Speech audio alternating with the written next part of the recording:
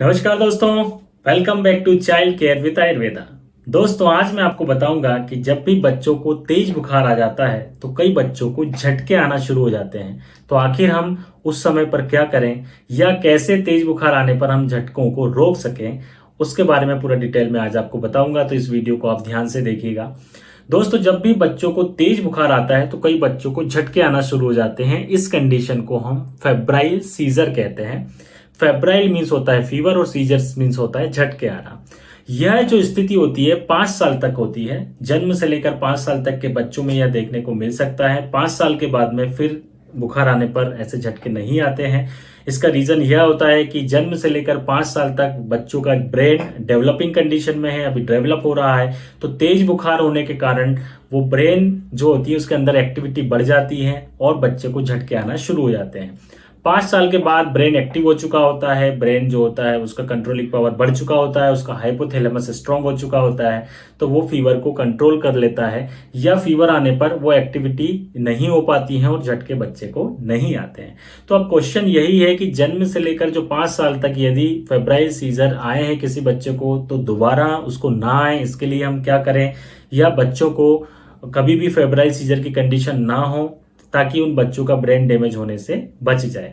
तो दोस्तों, सबसे पहली बात जो आपको ध्यान रखना है उसके लिए क्या करना है कि कभी भी बच्चों को तेज बुखार आने ही ना दें। ऐसे बच्चे जिनको कि तेज बुखार आने पर झटके आना शुरू हो जाते हैं तो उनके लिए सबसे पहली सावधानी आपको रखनी है कि ऐसे बच्चों को तेज बुखार ना आने दें।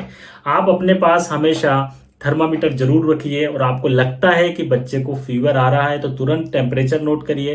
टेम्परेचर यदि आपको लगता है कि फीवर है बच्चे को, तुरंत पैरासीटामोल का साइरप आप बच्चे को दे दीजिए। वेट ना करें कि फीवर और बढ़ेगा तब हम बच्चे को सिरप दें, क्योंकि ऐसे बच्चों का एकदम से टेम्परेचर बढ़ जाता है। तो यदि आपको लग रहा है कि बच्चे को फीवर है, टेम्परेचर नोट करिए, तुरंत पैरासीटामोल का सिरप दीजिए और बच्चे के फीवर को बढ़ने मत दीजिए। उसके बाद सेकंड सावधानी जो आपको ध्यान रखनी है वो ये है कि यदि आपको लगता है कि बच्चे को फीवर आ चुका है तो तुरंत आप टैपिड स्पंजिंग शुरू कर दें। बच्चे के सिर पर पानी की पट्टियां रखना शुरू कर दें जिससे कि दिमाग पर बुखार ना चढ़े, क्योंकि यदि दिमाग पर बुखार चढ़ेगा तो बच्चे को झटके आना शुरू हो सकते हैं। तो उस फीवर को वहीं पर कंट्रोल कर लिया जाए। ये दो चीजें आपको ध्यान रखना है। तीसरी बात जो आपको ध्यान रखना है कि आखिर बच्चे को तेज बुखार क्यों आ रहा है। क्या बार बार आपके बच्चे के साथ ऐसा होता है कि बच्चे को एकदम से तेज बुखार आ जाता है? इसका मतलब यह है कि आपके बच्चे की इम्यूनिटी बहुत वीक है, आपके बच्चे का इम्यून सिस्टम वीक है, उसकी रोगों से लड़ने की जो ताकत होती है वो कमजोर है। तो आपके बच्चे की इम्यूनिटी को स्ट्रांग करिए, उसके शरीर की ताकत को स्ट्रांग करिए जिससे कि इतना तेज बुखार बच्चे को ना आए। उसके लिए इम्यूनिटी के ऊपर कुछ वीडियोस मैंने बनाए हैं जो मेरी प्लेलिस्ट में, आप इम्यूनिटी की प्लेलिस्ट में देख सकते हैं। तो ये सब उपाय आप करिए जिससे कि बच्चे की इम्यूनिटी स्ट्रांग हो। चौथी बात जो आपको दोस्तों ध्यान रखना है कि फेब्राइल सीजर की कंडीशन में या तेज बुखार आने पर, झटके आने पर, मैंने कुछ बच्चों को स्वर्ण प्राशन कराया और स्वर्ण प्राशन के बड़े अद्भुत रिजल्ट्स देखने को मिले कि ऐसे बच्चों को झटके आना बंद हो गए। ऐसा क्यों हुआ? क्योंकि स्वर्ण प्राशन जो होता है वो मैद होता है, वो ब्रेन को एक्टिव करता है, ब्रेन को स्ट्रांग करता है, ये सारी चीजें सहने की शक्ति प्रदान करता है। और इसी का एक गुण होता है कि मेद्य प्रॉपर्टी होती है जिससे कि ब्रेन के जो तंतु होते हैं वो अच्छे से काम करना शुरू कर देते हैं। तो दोस्तों, जब हम ऐसे बच्चों को, मैंने तेज बुखार आने वाले बच्चों को जब मैंने स्वर्ण प्राशन कराया तो उस कंडीशन में बच्चों को सीजर्स आना बंद हो गए, क्योंकि बच्चे का ब्रेन एक्टिव हो गया, ब्रेन अच्छा हो गया।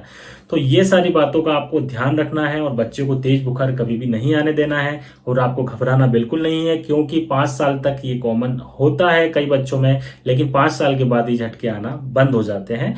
5 साल के बाद हाइपोथैलेमस अच्छा हो जाता है, मीन्स इसको सहन करने की शक्ति उसके अंदर आ जाती है, तो फिर झटके आना बंद हो जाते हैं।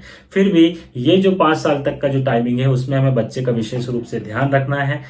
यदि बार बार ऐसी शिकायत हो रही है तो आप अपने नजदीकी आयुर्वेदिक शिशु एवं बाल्य रोग विशेषज्ञ को जरूर दिखाइए और उस प्रॉब्लम को हमेशा के लिए दूर करिए। जय आयुर्वेद।